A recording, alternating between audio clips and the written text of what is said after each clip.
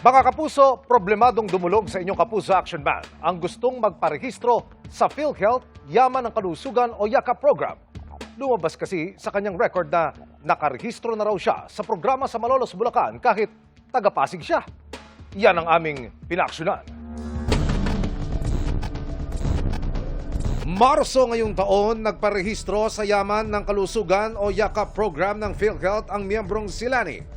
Isa itong komprehensibong primary care benefit package na inulunsad ng ahensya noong Hulyo 2025. Kasama rito ang libreng konsultasyong medikal, ilang cancer screenings, laboratory tests at gamot na aabot sa 20,000 piso para sa miyembro at dependents.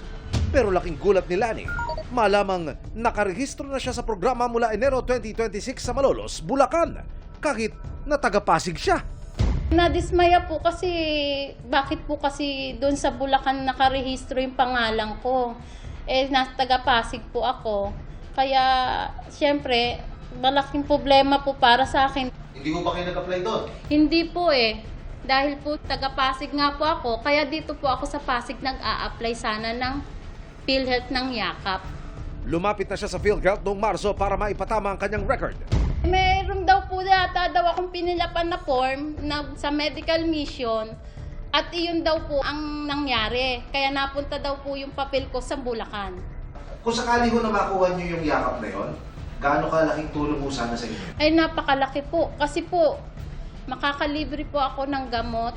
Dati po akong operada sa ovaryo, wala po akong pang maintenance dahil nga po mahal po ang gamot. Sumangguni sa PhilHealth ang inyong Kapuso Action Man.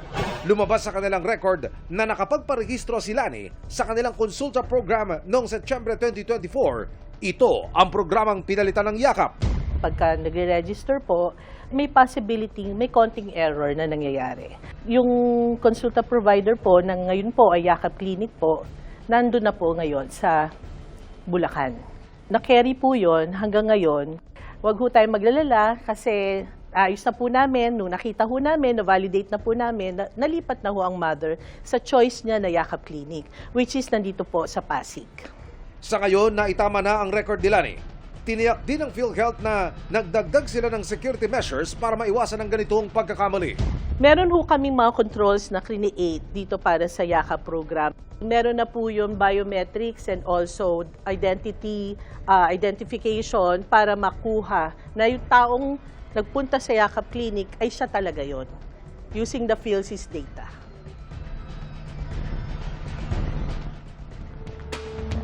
Mission accomplished tayo mga kapuso. Para po sa inyong mga sumbong, pwedeng mag-message sa Kapuso Action Man Facebook page o magtungo sa GMA Action Center sa GMA Network Drive, Corner Samar Avenue, Diliman, Quezon City.